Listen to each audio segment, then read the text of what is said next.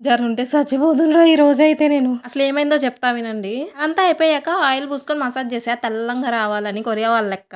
Korea కళ్ళన్నీ గనేసి నిద్రలేసి చూసేసరికి ఎవరు లేరు. సరేలే అని ఇంట్లో పనులన్నీ చేసేసా. తర్వాత ఆయిల్ పూసుకొని మసాజ్ చేసేసుకున్నా ఫేస్‌కి. 9:30కి మా నాన్న ఫోన్ చేసి "ఓమియ అన్నం తీసుకురా పొలానికి" అన్నాడు. ఏముంది సచ్చిందిరా గొర్రె అనుకున్నా. ఎందుకంటే అన్నం వండలేదు. దోస పోసుకుందాంలే అనుకున్నా. సద్దన్నం కూడా ఉంది ఇంట్లో. గోంగూర పచ్చడి చేశాను మధ్యాహ్నానికి. అలాగే కొబ్బరి చట్నీ కూడా చేశాను దోసలోకి.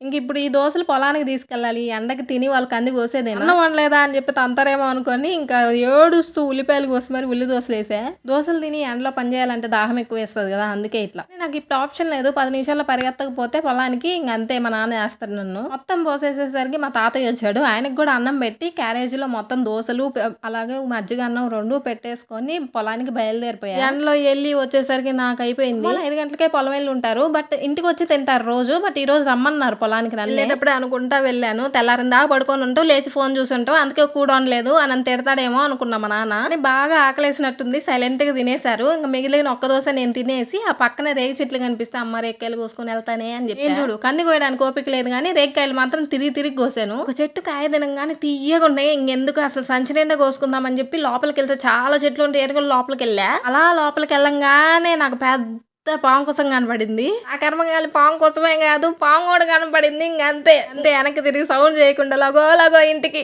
మా అమ్మకు కూడా చెప్పలా.